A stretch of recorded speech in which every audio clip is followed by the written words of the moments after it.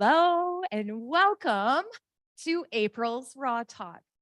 Today we are here and we are excited about Darci Hannah visiting us, an artist within the local community and an author, a published author of very many books.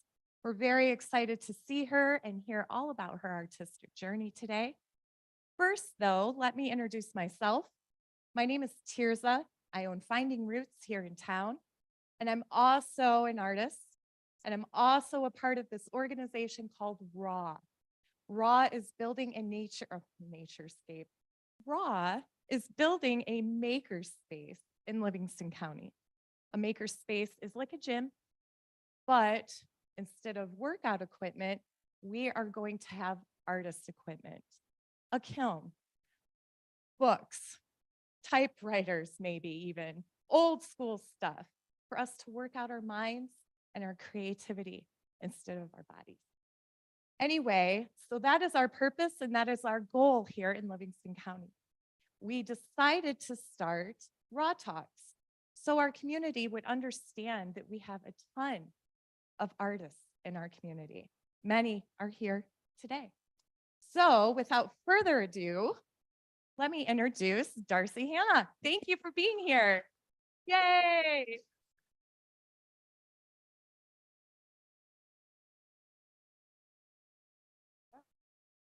Is it on, Amber? Okay.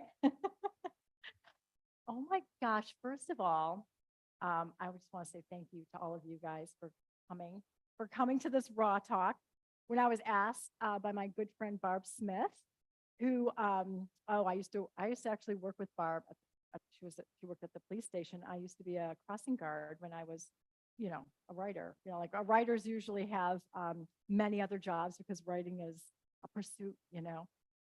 So I met her years ago, and we actually both had come to I used to go to a writers group before I was a published author, and I knew Barb was interested in writing, and so that was our connection. I invited her, and so through the years I've known her, and I realized that she she is just such a supporter of the arts. And so she said one day, she's like, "Hey, we're doing this thing called Raw Talks. Would you want to give a raw talk?" And I'm like, "You want me to talk raw? Because I can. I can talk blue too." And I'm like, "What is a raw talk?" And she goes, "Oh, it's artists. And we want to hear what's in the mind of artists." I'm like, "I am not an artist. I'm a writer.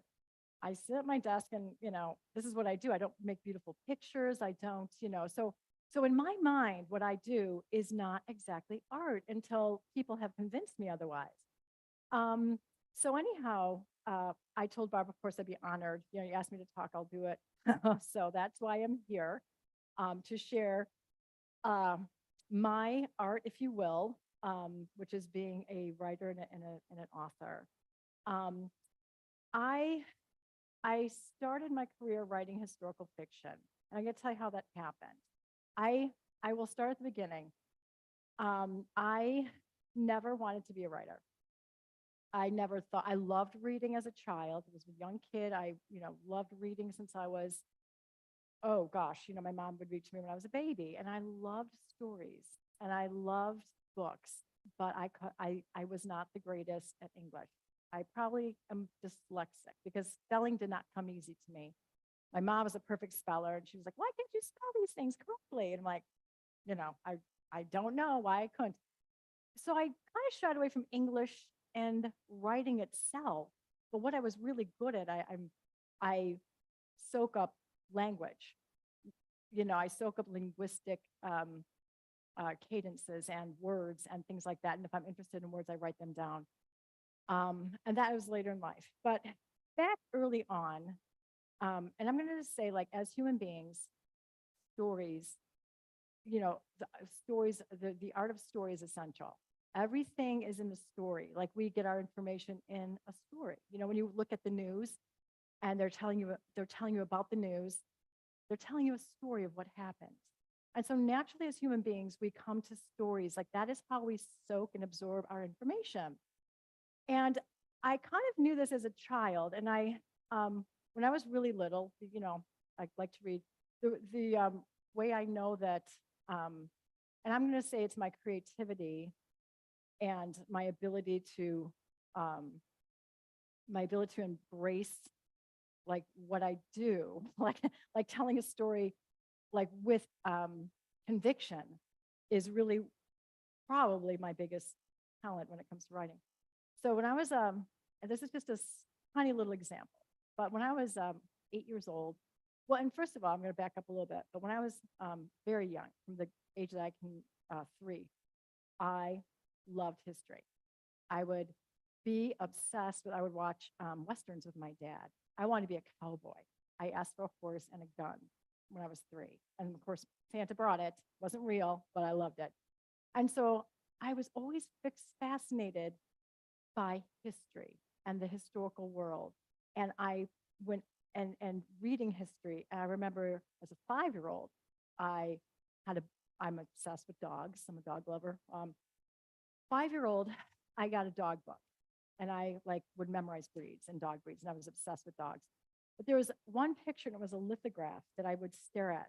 And it was of a man in the 18th century in a field wearing 18th century clothes, holding a rifle, and he had 2 spaniels. And I would just stare at this and I just like wanted to know more about this man. Like, why are you in, like, I love your, why are you in those clothes? And just to me, it was such a, we live in the present and I was good with that. But there was something about history. And I realized as an adult that everything, I put everything into a historical context in my everyday world. So that's something that I just do. I didn't know that people didn't do that.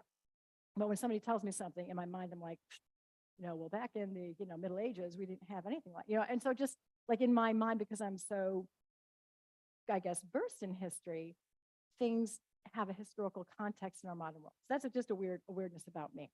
So when I was 8, my family used to take these great vacations in Door County, Wisconsin.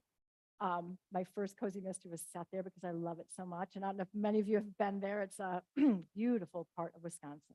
And I grew up in the northern suburbs of Illinois, kind of like the far northwestern suburbs of Chicagoland.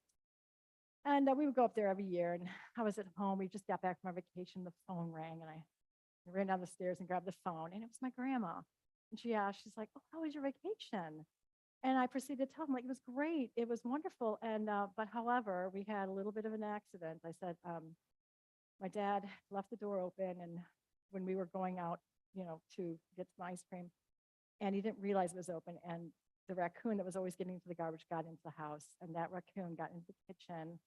And it just made a mess in there. I said, it got into the flour and it got into, like my brother's cookies. And we got home and my dad walked in and saw it and he was like freaking out. My mom was freaking out. And I was just describing the scene, and we had to call somebody to get this raccoon out. It made a mess. And my grandma's laughing because I'm telling her all these little stories. And all of a sudden I see my mom and I'm like, here's my mom. Here's mom. And I hand her the phone. Well, 15 minutes later, my mom comes and finds me and she's like, "Did you tell your grandma that we had a raccoon in the cabin?" And I'm like, "Yeah." And she's like, "Well, that's not true." I go, "I know." And she's like, "Why did you lie?" And I'm like, "It's not a lie. Like she clearly was entertained by it, but I just told it like it had really happened." And so I would do that a lot. And I would have these conflicts with my mother, who was, Miss straight A student, perfect, never a toe out of line. And she would always convince me, she's like, do you understand what the truth is? Why are you lying to me? I'm like, well, yeah, I understand the truth. You have to understand the truth to spin a really good book of fiction, right? It has to be rooted in something or else people don't believe it. And so from a young age, this was kind of what I did. Nothing harmful. I would never lie about anything big, but I would always maybe embellish, gild the lily, as they say, make things sound better than they really were. But my grandma had loved that, and she couldn't believe that didn't really happen because of all the, I guess, the details. And so I never thought of that as a skill. I just thought of myself as a good liar, like a teller of tales to people for entertainment. However, when I got a little older, it wasn't until I was in my 30s, to be honest, I loved reading. And one of the questions on there was what books or what inspired you, book, music, whatever. And for me, I love music, but I don't listen to a lot of stuff during the day because I can't listen and work. Early on, it was books. Books capture your imagination, unlike movies. Movies are visually, beautiful and splendid and all of this. But there's something about a book that brings you into that life. Wherever that story takes you, you are submersed into that story like no other. You can't really describe, like even when people ask me to describe what I do, I'm just like, you almost have to read it to understand it. Like I can tell you what my book is about, but you can't experience it unless you read it, and that's what I loved about books. It's like I could time travel when I was reading historical fiction. One of the first books that I loved when I was old enough to read it was Sacagawea or Sacagawea, however we pronounce it. Back in the day, I pronounced it Sacagawea. I was obsessed with the Lewis and Clark expedition. In fact, I was so obsessed that I actually got a canoe because I was like an adventurous person. I would spend a lot of time up in Canada canoeing. I knew the route that they had taken, or the LaSalle expedition that came up through Door County, kind of came all the way through the Great Lakes and ended up on Washington Island and back down all the way to like Mississippi, all the way out to Mississippi. And then just those early explorers of America and this young woman's adventure. And, like, how did that writer write it? I don't know. I'm sure, it was a work of fiction, but I bought it hook, line, and sinker. I was especially keyed into the dog, a Newfoundland. I use them, the Newfoundland. And so I love stories that had dog partners in it too. I read a lot of dog stories, and those, I mean, my gosh, I would read them or I'd watch dog shows until my mom banned me from them because I would cry. I remember reading Where the Red Fern Grows when I was like 9. And I was just crying in the back of our car because it was on vacation and I had gotten sick because I was doing too much stuff and pushed myself. I got pneumonia or something. And we're driving home and I read that and I was just, I remember. So, because that's the power of words, My gosh. Aaron, tell me a joke, quick. Don't stop me. I'm thinking about these 2 dogs at this point. But that is the magic and the power of when you're reading that. I could tell you about it and it wouldn't have the same impact. You have to read and you have to go on that journey. And I think that's what brought me to where I am today. Like I said, I didn't really want to. There's one of my dogs. I didn't really want to be a writer because I was an adventurous person and I love being outdoors. And I thought, who would ever take the time to sit down and write a book? And I respected that tremendously because I knew writing was it takes time sitting inside, even on an old typewriter or whatever. And I just never saw myself ever taking the time to write a novel. But that changed when I was my late 20s, early 30s, and I started having kids. And I was staying home with my kids. And I'd had a very adventurous life. And when I say adventurous, I'm not like a world traveler and I don't eat in big restaurants. I don't like cities. Like I tolerate cities. I love good food, obviously. But I'm more at home, like in nature and things like that. So skiing, hiking, canoeing, sailing, that kind of stuff. And so I just loved doing all that thing, those types of things. And so once I had kids, I was at home with them and I really appreciated that. But I would read. And one day I had read, my sister-in-law had given me, oh my gosh, she bought a book a week. She was one of those prolific readers. And I am not a fast reader. Because of my slight dyslexia, I'm a slow reader. I read every word, and then to spell it, I have to memorize those words. You know what I mean? So it's kind of like it's a different process for me. But it's a process that worked for me. She was moving and she's like, Darci, do you want some books? I'm like, yeah. And she went in her basement and she had, like, her whole basement was paperbacks. Like, those like $3 or $4 paperbacks in the day, romance novels and whatever.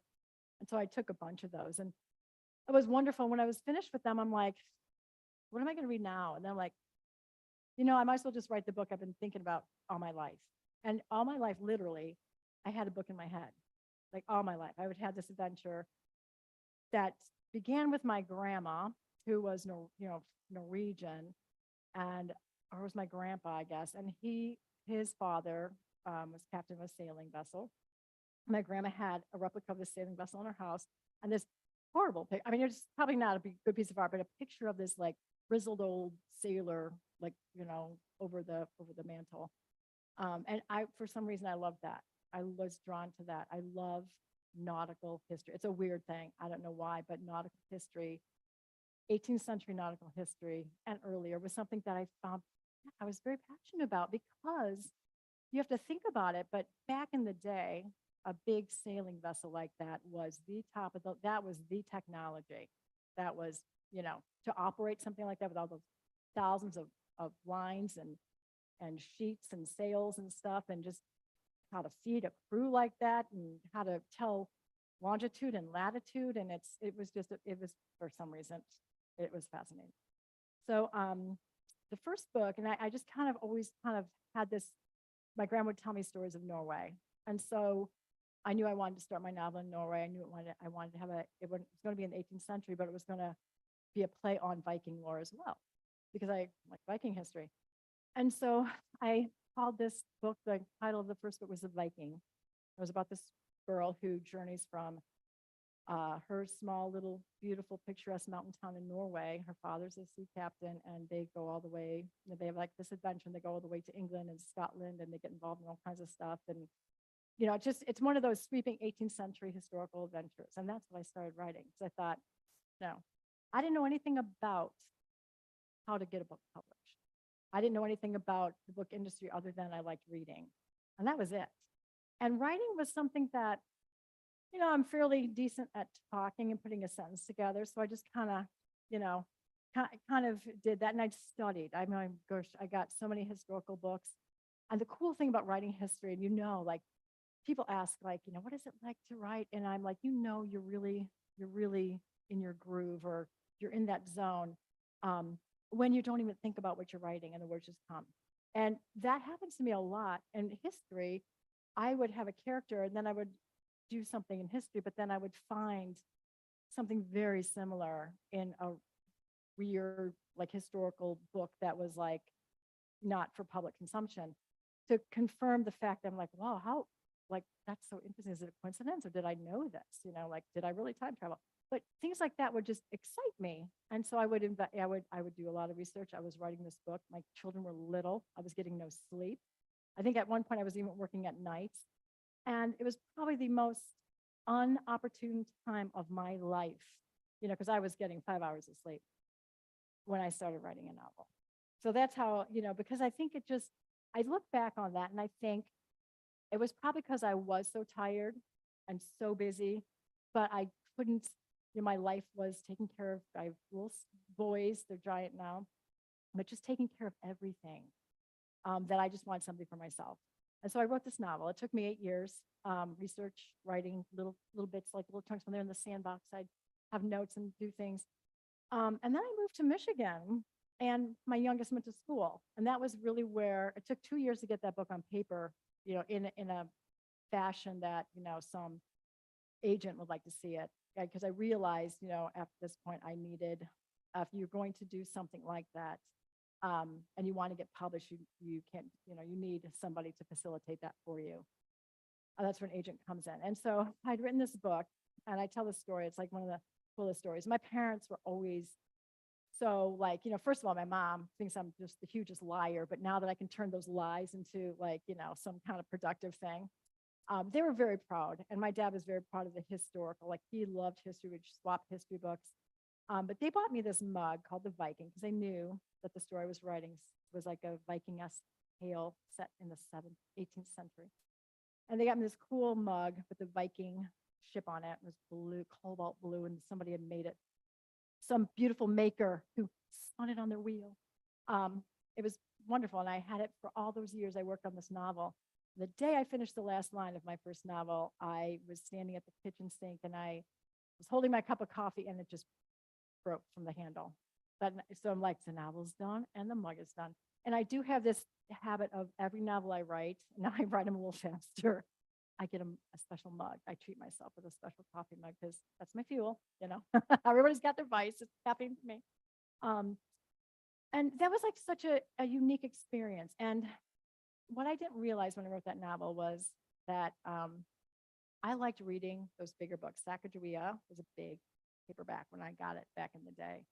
Gone with the Wind, what else can I think that's so big like that? I just used to love buying these big, even Outlander was huge the day, when I bought it back in paperback.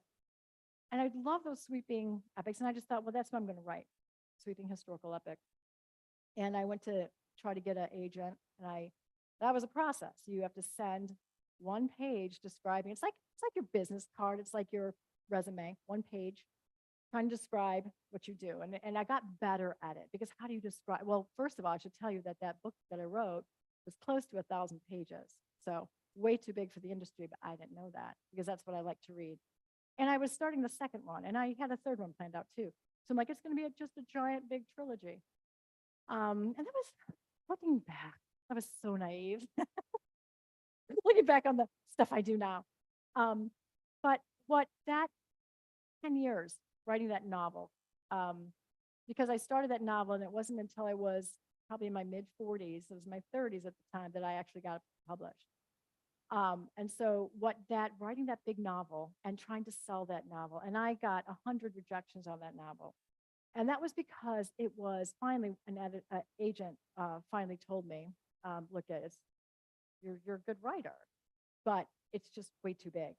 You can't sell a novel like this. And this was like 2005, maybe 2006. And things had changed in the industry.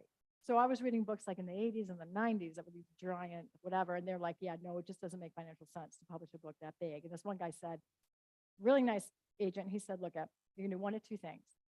You could break this novel in two, rewrite it, or you could become a best-selling author. And if you've had children, you're like, I'm not going to take my child. So you're like, you've spent all that time. I couldn't see at the time how I would break it in two, because I was already working on the second one. And so I thought, all right, I'll do it. I'll just become a best-selling author. And I stayed in historical fiction. Again, so naive. But when you're like foolish and you take these risks, you learn. I like to say I do learn something literally every day about the industry I'm in. Like it amazes me, and I've been doing this for a while now. So what I did, then I realized, well, the sweet spot is 80,000 words in the industry. Well, my book was about probably 200 and some thousand words. I never looked at words. I just wanted to tell that story. But what all that time did was, all that time spent writing that big giant novel really taught me how to write a novel.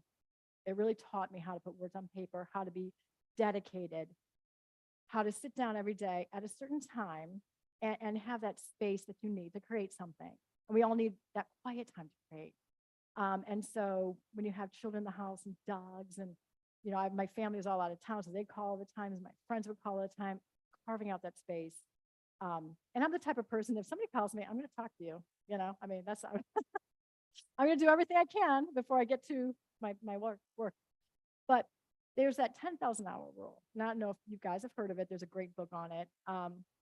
When you do something and you put 10,000 hours into something, you become very proficient at that. So great athletes spend, like golfers, you have to spend 10,000 hours hitting a golf ball before you can actually become a pro. You've got, and your obsessive people are really good at that, because your obsessive people, bring them out there every day. And that was like me with this novel. It was like an obsession that I wouldn't tell anybody else about, because it was my personal obsession. And so once I finally got it done, my husband was terrified, because he knew like I was doing this, and I wanted him to read it. And I think I had my dad read it too. And my husband was funny, because he was hesitant to read it, and he finally did read it, but he was hesitant. And I said, why were you hesitant? And he goes, because if it was really terrible, like I didn't want to have to be the one to tell you, you know what I mean? I was a guy. I appreciated it. And, you know what I mean? Because unlike physical art, where you're creating something and you can see that visually, writing a novel or writing poems or writing anything, you have to read it to understand it. And that's what we always say, like, they have those competitions, like baking competitions, and Blown Away is one of my favorite. I don't know if you've ever seen this, but glass blower competition. Oh, stunning. Those things are so much fun. And I was talking to some friends, and like, they will never do a writer competition, because there's not that immediate gratification. I can't just be like, look here, like judge it, You know what I'm saying? It makes sense, because it's a different type of thing. Now back to that giant novel, that taught me a lot. And I was, and it taught me how to be disciplined. It taught me how to put words on paper. As my husband says, it taught me that I didn't suck at it. And so that gave me the encouragement to continue and to try to get published, which is not an easy thing. I wrote the second book. I'm going to pull this up. I don't know if I I don't know if I have it here. This is the one that I wrote after. Yeah, that is the cemetery. I walk there almost every day with those little angels. So what I did is, because I had done all that historical fiction, I decided that I was going to write something smaller, and I love nautical history. And I realized that women buy more books, and women's market was my thing. I always had a women protagonist. But I really wanted to tell a story about a lighthouse. And I really kind of fixated on this lighthouse, kind of a Gothic 18th century lighthouse tale. And it just popped into my mind. And I can't explain how it happens, but I saw the beginning, the middle, and the end at the same time. And I'm like, I'm going to write this book. And it just occurred to me at the right time. And so I wrote it. I didn't have an agent, but I wrote the novel, because when you don't have like an agent and you're trying to get into the industry, you have to have that full finished product. So if you're a writer, you have to have that novel finished and in good condition. So I wrote this. I think I wrote it in 6 months, which was a record for me because it took 10 years the first time. So I kind of hurried it up to finish it. And then I sent it out, and I got 49 rejections, but the 50th happened to be like a big New York City agent. And she was an older woman, and she hand wrote a letter to me. She's like, all right, I kind of, I like this. Send me the whole manuscript. And so what it is that little piece of paper that I kept sending out with my description and my whatever.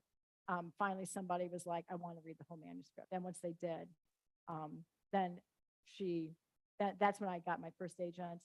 And right away, because she knew how to sell it too. And that's another part of the business. But right away, she got this book and another one sold pretty quickly to Random House. And so it was kind of like surreal, because I'd spent all that time like just writing to yourself. It's a very singular pursuit. You don't have a party when you're like, hey, let's write today. I can't write also in a room with anybody. Like now I'll write, and I have deadlines now, and my husband will come in, and right now I write it in one half of my bedroom, and he'll just turn on the TV and start talking to me. I'm like, I'm in the middle of a sentence. Like, it's not like business. So it is like, it's always a struggle. But anyhow, so when this one got sold, and I don't know, do you want me to tell about like how I turned into a mystery author? Okay, you do. Just stop me if I'm rambling. But anyhow, I can pass this on. This is called The Exile of Sarah Stevenson. It's really based on one of my favorite poets, Robert Louis Stevenson, because I have a thing with Scottish. I write Scottish historical fiction. I have a thing with I don't know why I like Scotland. I love the language. I love the land. I love the buildings and the history. So I thought I'd start this one out. She's the fictitious daughter of lighthouse builder Robert Stevenson, who was the grandfather of Robert Louis Stevenson. And Robert Louis Stevenson's grandfather was a fascinating man. He was a civil engineer and just muscled his way into the lighthouse industry and ended up illuminating the coast of Scotland. And so this premise of this story is his youngest daughter falls in love with a common sailor, because he was part of the Scottish Lighthouse Board, where they had to sail around to other lighthouses. That's how you get to lighthouses that are out on islands and stuff. And anyhow, they end up banishing their daughter to their lighthouse on Cape Wrath. There's a light keeper up there, but they're like, we got to get her out of Edinburgh, and disobedient girl.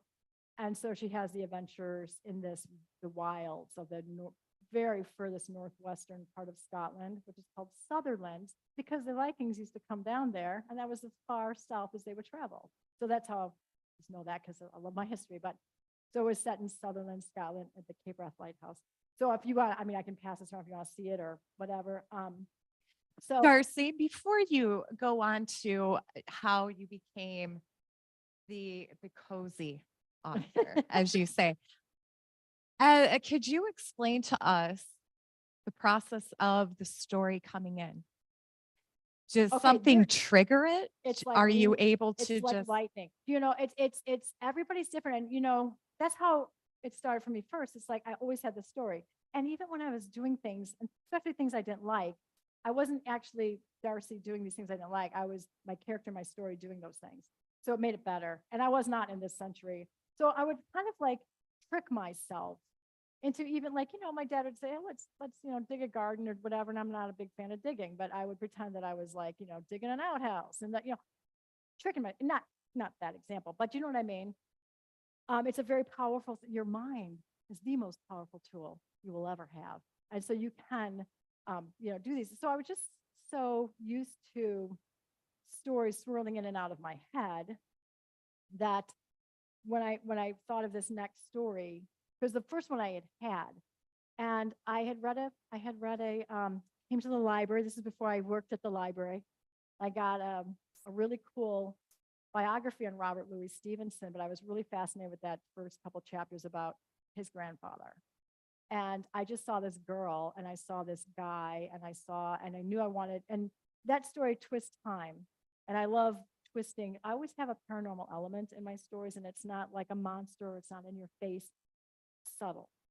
I like subtle paranormal themes because I think a lot about things that I can't touch or see. And I totally believe in things that influence our lives in a really positive way that we can't see. Just really interesting thing. So this is a love story. And when I, it's hard to even explain how I did it, but in my mind, it made perfect sense. Like in my mind, time travel doesn't happen there. I had a brother who worked at Fermilab and he was a nuclear physicist. And we'd always have this, he'd say, well, these particles can exist at two places at once. And it's the same particle. I'm like, yeah, that's not true. And so and so when you have like weird family that talks about like, we all had a different niche. I was the weird, the creative one, the one that told mom lies. But you know what I mean? It's a smart one, and a brother who was a comedian. When I wrote this book, there's a kind of something, there's a twist in it. And when the editor at Valentine Random House read it, she's like, and I remember getting this phone call because I just saw it in my head. I don't know, like I always see the beginning, the middle, and the end, and then I work through that process. Some people, like I know some writers, and every writer's different, but I know some that, especially if they're in the business of writing and they're told, I want another book from you, and I want it to be a murder mystery. Sometimes they'll have like just a basic plan and they will solve that mystery as they're writing it. So they don't even know who the murderer is in a mystery. That's never, I always see like the pivotal scenes. Because I do think I'm more of like it's that dramatic flair, what is going to work. Like when you watch a movie, it's that one scene that you're like, whoa, you feel something. And to me, a book, and there's a lot of books I read and you don't feel a lot, but like I like, when you read to feel something, those emotions. And so I usually can see those and they just happen. I didn't try it. And that's how I knew I wrote that book. Because I saw the beginning, the middle, the end, and I just saw the whole thing come together kind of at once. And it's hard to explain how that happens because you're like, I just have to sit down and get it out. Like, you know what I mean? I know this is all going to happen, but I have the very ending. It's a weird comp. Like if you can watch a movie in 1 minute, you know what I mean? Because you can just kind of jump forward, and then that ending scene. And then as I write through it, I never really veers from my original plan. The second book was another historical fiction that I loved, and that one was I wanted to make that a trilogy. But what happened is I lost my contract. Oh yeah, well this is how it happens. We're going back to the cozy. So as a writer, there's the business aspect, and as a creator and a person who pursues these things, it's wonderful. But I wanted to make it a career because I love doing it so much, and I thought, hey, if I could make this a career, that'd be wonderful. I mean, it would be a stab in the dark, to be sure, because it's a very hard thing to do. Writing is the easiest part of the process and the job for me. It always is the easiest. And telling those stories because I guess I'm a storyteller, really skilled liar. But the next step in that was, I sold it. So that was hard. That took 2 years of my life, and I was patient. And people would reject it. Sometimes they'd say, ah, too long or blah. You know, sometimes they would be mean, but 99% of it was a nice rejection. And you learn not to take, excuse me, these things personally, because you realize that it's like business. You want an agent, because a lot of publishing houses will only talk to agents.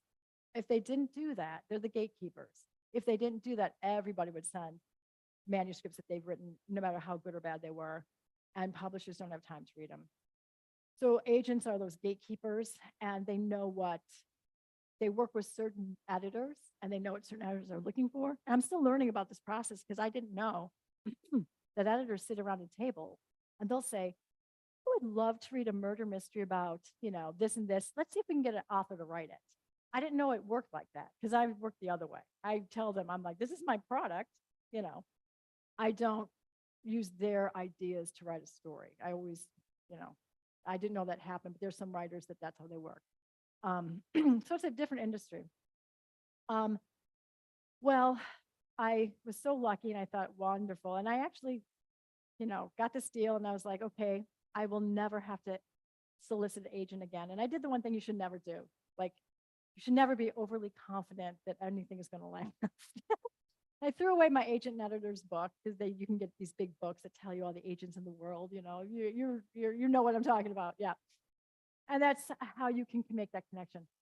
Well, I didn't sell enough books. They didn't tell me that. Nobody would tell me that. They just would say, you know, because you come out and you don't know how to sell books. And I was coming out at a time when Borders closed, and I love Borders.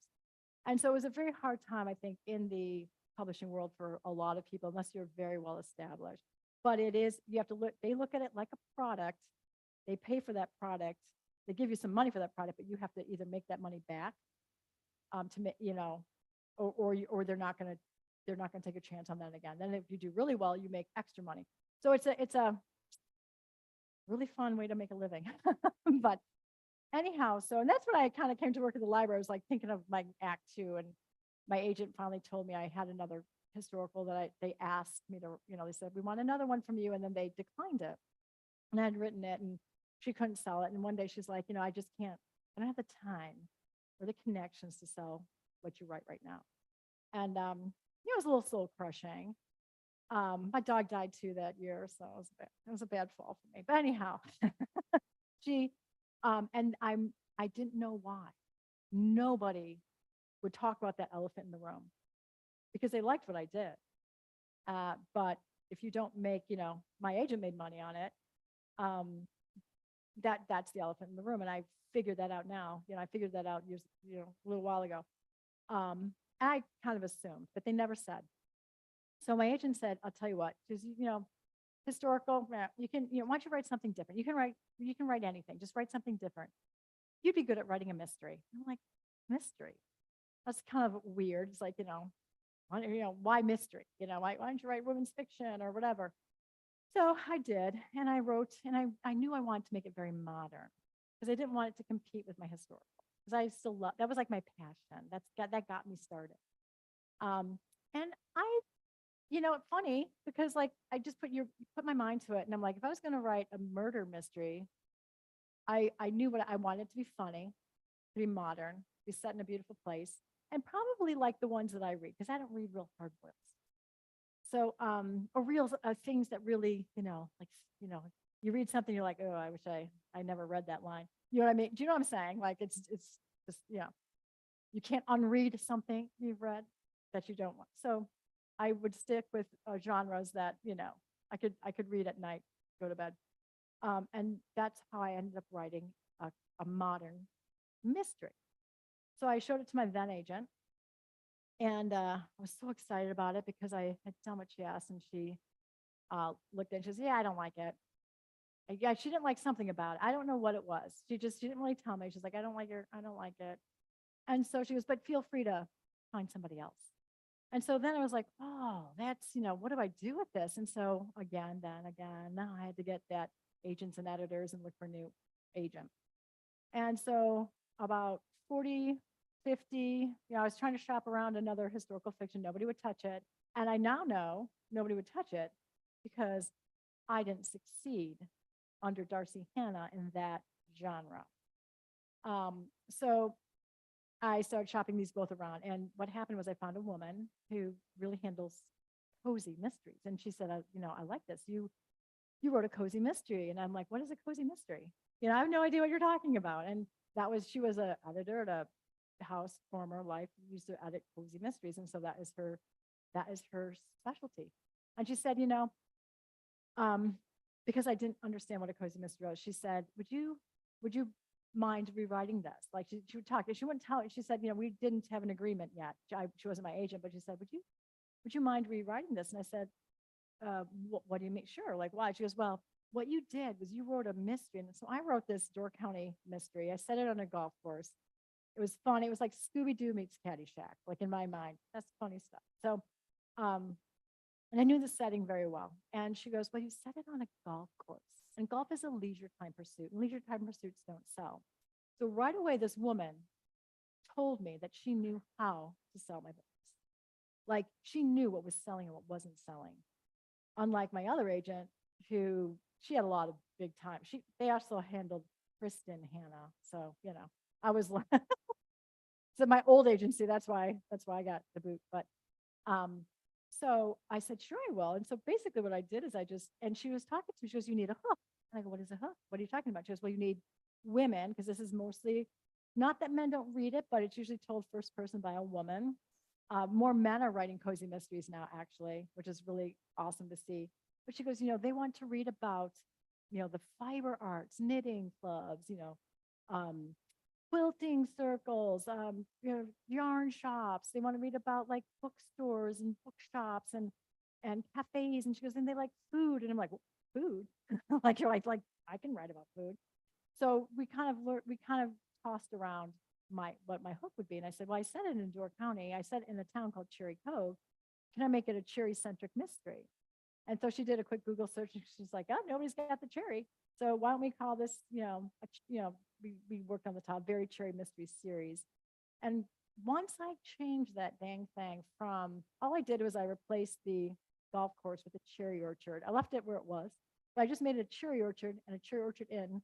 I swapped out golf carts for gators, that drive around orchards and stuff.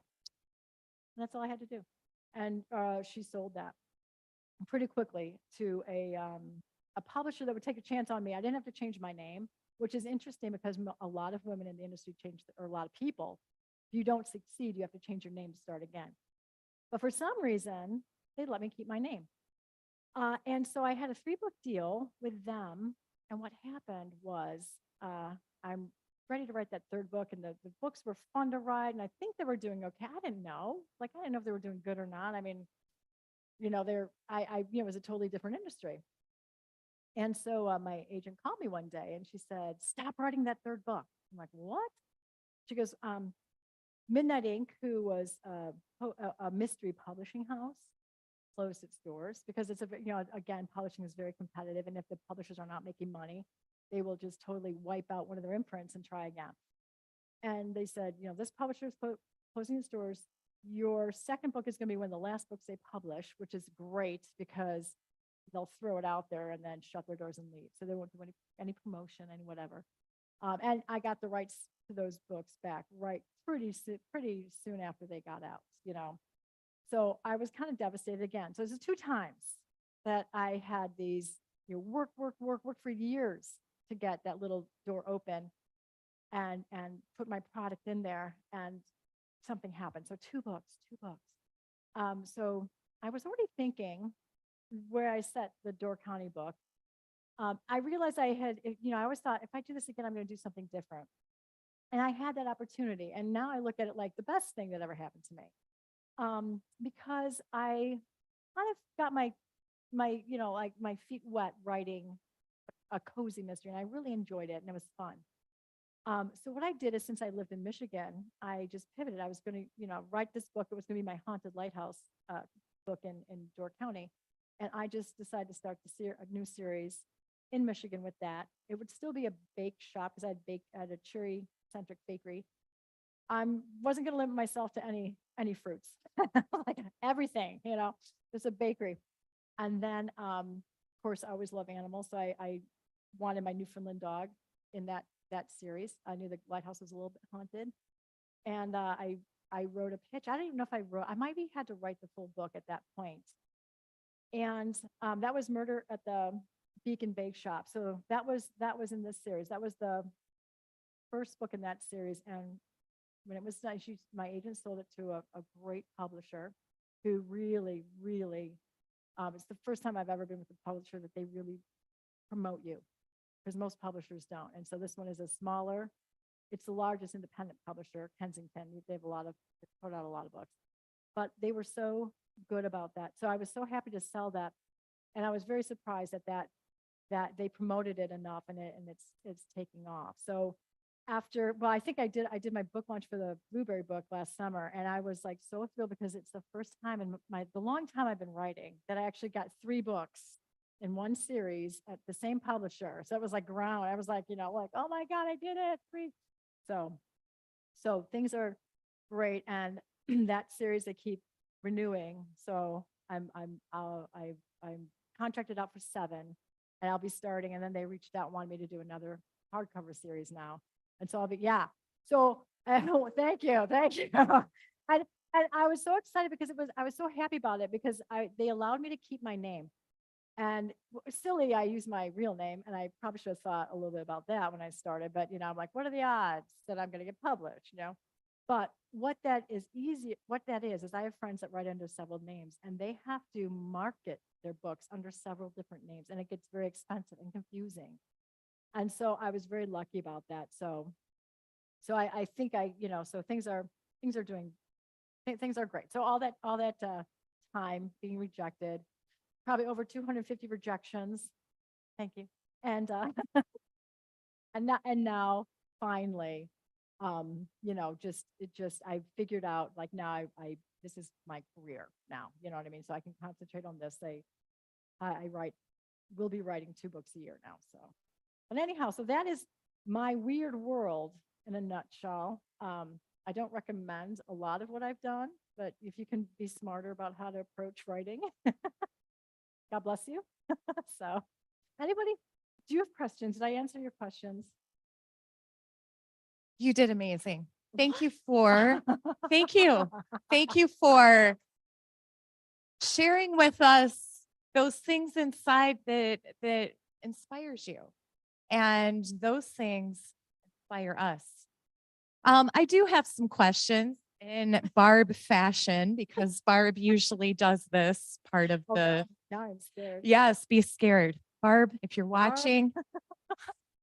You look up there. Like, why? Whoops. So different. Whoops. I'm not supposed to look up. So I do have some questions, and this is kind of a Q&A portion, folks, as I'm going to ask Darci some of those odd questions that we all want to know. Like, what is your favorite swear word? Oh my, that's bad. So yeah, I always pretend. Do you swear? Yeah. Okay. Well, I do. I pretend I don't. Like, Okay. I'm that person. Like, my kids, once they got to, like college and high school, ooh, the words came out. And I didn't even think they knew those words. And maybe some of them they learned from me. I do, the SH word a lot. Okay. And sometimes you just have to go with the big old F word, The but when it's really bad, like, but I can't write. I can't swear in the books I write, which is really funny. I once wrote, oh my God, when somebody found a body, and I got a letter from some woman saying she won't read my books again because I dropped the name of the Lord. And I'm like, well, because I didn't think of it like that. I just thought of it as an expression. So I felt bad. But anyhow, so that's enough. You open yourself up to that kind of. You can't put that in cozy books. Some cozy mysteries are very gentle, and others are getting spicier. So like the industry is like right now, like they're pushing it. But yeah, so if I could swear, I mean, sometimes I'll make up words though, like something to get around the SH word. Like I have a scene in the Pumpkin book coming up, and one of the guys is like talking about like actual SH, but he calls it a stink pickle, so like just being more creative with your swearing words. She is creative in authoring books and coming up with false swear words. Darci. Why have I not met you yet? I mean, you give me a swear and I will give you an alternative. Awesome. Can So I text you? Yes, and I learned like if you spell a swear word different, like so I have an Irish book coming out, St. Patrick's Day book.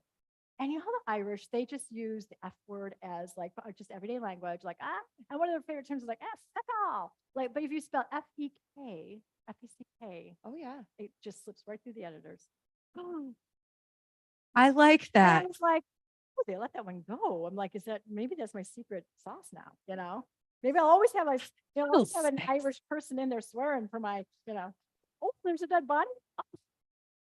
Oh, I'm sorry. That's Yes. No. It's true. erase this.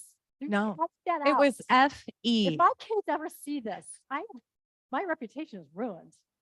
It did bring me to ask you, during your discussion with us, you told us criticism is real.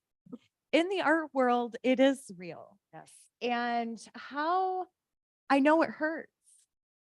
How did you get beyond it? How did you keep going and say, no, I'm not listening to you. Yeah. I'm going to keep going. And that is such a good question, because when you are an artist and anything you do, you're going to create something that you love, and it takes a lot of courage to share it, right? Absolutely. It takes 100%. You got to be like, you got to have a plate of armor around you to share oftentimes what you do, because some people will be like, oh my God, I love it. And some people are like, oh, you use that Ew. color and then like, what were you thinking? That's like baby poop yellow. But beauty is in the eye of the beholder. And the thing is, if we didn't share, the world would be such an ugly, boring place, right? The first time I ever got criticism was for my first book. And I had no idea it had gone out for early reviews. And I have a gatekeeper, my husband. He is obsessed with reading my reviews. And he always he loves the bad ones. And then he says, oh, you got a 1-star review today. And we had to talk about this. And I said, Thanks, honey. yeah, exactly. You're like, don't give me. Why are you reading this? You won't tell me about the good ones, but this is also very true about criticism. You can have 100 people tell you how beautiful your painting is or how wonderful. And it takes that one, and I'm going to call this the turd in the punch bowl. All right, remember that. One of those to ruin the party, right? So one of those people to just, and you gotta, and now they're entertaining. They're to me, it's almost entertaining because you can look behind, peel it back. There's a lot of reasons why somebody, because it's kind of rude to say, oh, Teresa, like, what the hell is that? It's like, they use that to art. That is a mean person. If you read a book and you hate it, you can say, hey, it wasn't for me, 1 star. But don't go after, it's very rude to go after the right. I haven't had too many of those where they actually try to attack you personally. Usually your art is on display, so that's what they're trying to attack. But you have to remember that there's a few and far between. And usually those people just want to be heard. And now we face something that's really interesting in the industry. And it's a little, and it's always in the back of your mind, but I think it's going to hinder how these books come out. But it is, people will tell you when you've written something that it triggered them and they stopped reading it. And what I'm saying is, it's not a bad word. It might be like something very innocent. Like one time one of my characters said, these Louis Vuittons are my spirit animal, like jokingly. It was a joke. And somebody said, that was cultural appropriation. I didn't appreciate it. I'm not going to read your books. And it was just a line. And so I think about that and I'm like, oh, what can I not, you just want to, that was a joke, and I would never, most people never want to hurt somebody's feelings. But then again, I have to kill people for a living in fiction. You know what I mean? So you know what I mean? Like, how does that not more offensive than something You're upset about this? my snottiest character said, because it wasn't What something. about the death? Right. It was just a snotty comment from this one character. And so it's like, that was her voice. You can expect her to say weird things. And so, I'm hosting a panel at this conference, like the end of next week. And I have such interesting authors on that panel. And one of them, I was going through the website, and she's a great writer, but she actually has a paragraph of all, and it's called like trigger warnings for people to pre-read that I'm talking about spousal abuse. I'll talk about this, and it was like a paragraph, and I'd never seen that before. So, you just gotta, and I think with those, it's usually one person who maybe wants to just like put themselves out there to say, look, I recognize this in it, don't do it again, I don't know what the point of that is, but out of a 80 to 90,000 words, one word might jump out at somebody. And when people take the time out of their day to write you, I kind of take it as a compliment, like that I really get under your skin. Like, wow, maybe, but authors don't try to do that, but to tell a story. And it's kind of like saying, well, you can't use that color blue anymore because I don't like it. And then you're like, but I like that color. How am I going to make this painting the way I see it? And you like, look, I can't swear, right, in my books either. So they're very gentle. So I have to, be creative a little bit with leeway. And I like characterization. So I like to give my characters like interesting. One of them, I have a Michigan, the main male heartthrob in those is a Michigan hunter, guy, because this girl from New York moves to Michigan and she buys this lighthouse and she's like, her next door neighbor was this hunky guy. And she's like, oh, he's always fishing or hunting or something. And somebody wrote a review saying, I couldn't read this because somebody kills animals for fun. I was like, oh my God, like I'm an animal lover. Like what the? So Darci, you don't take them personal. No, not the first one I did. The first one I got, I was like, oh, but you have to push. You just have to remember that when somebody takes the time out of their day, like if you put something up, like a beautiful painting, and I walked out and I was like, well, that sucks. I'm going to hunt her down and I'm going to tell her how much I hate it. It's not a you.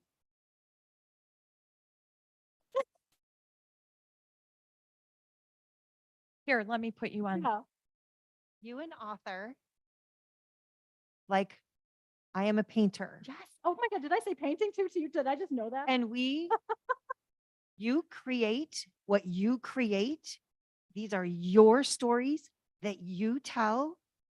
This is just my opinion. I don't Yeah. think you should give two craps about what anyone Wow. else. Thank you. Yeah.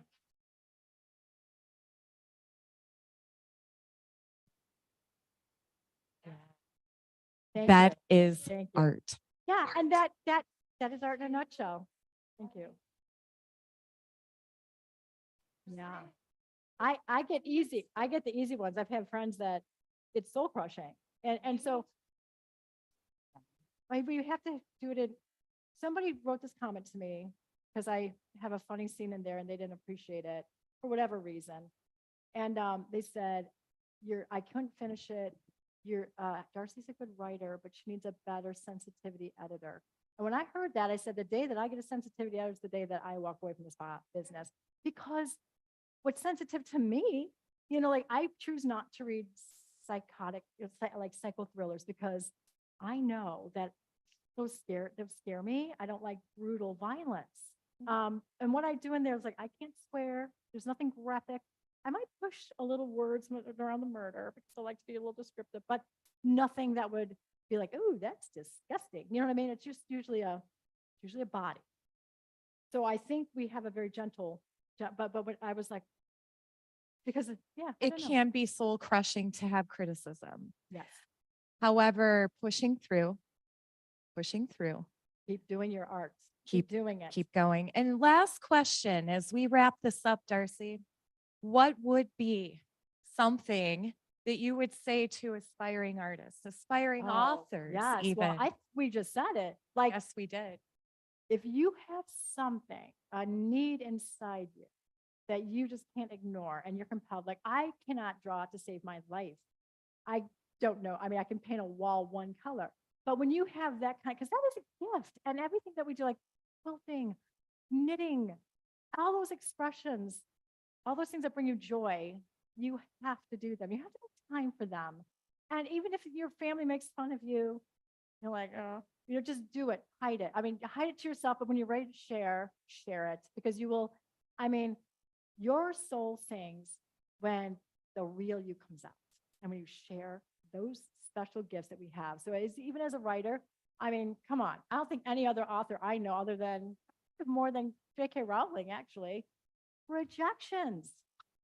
Yeah, but it's like, I didn't give up because I'm kind of that person. I'm like, oh, screw you. I'm going to get it. But, if you believe in what you do and you think it's good enough, you just have to keep knocking on that door, like selling anything, that's the other side of this business. But don't let anybody deter you. And if they're deterring you, it's usually an ulterior motive for them. So like you said, if you take your time out of your day to dump on somebody that's trying to do something beautiful, it's that person's issue, really. So keep doing your, especially arts, writers, just get better. You can even go to writing groups. You can share your stuff with other aspiring authors. There's so many ways to do it. Keep reading if you're a writer. That's one of the best ways to learn. See what you like, what you don't like. But you just got to do it. Like like when you said, why do I do it? I don't know why I do this, why I put myself through it. But something about me made me pick up that pencil when I had no sleep and tell my greatest story that will be published when I die. So be prepared. The Viking Wolf. I cannot wait for the Viking. I cannot wait. And it's very true. Thank you so much for sharing for inviting me. and for giving us the inspiration to keep going. Oh, thank you for for all coming out. Thank you. Thank you, audience. And we will see you next month, May, for the next Raw Talk. Thanks, guys.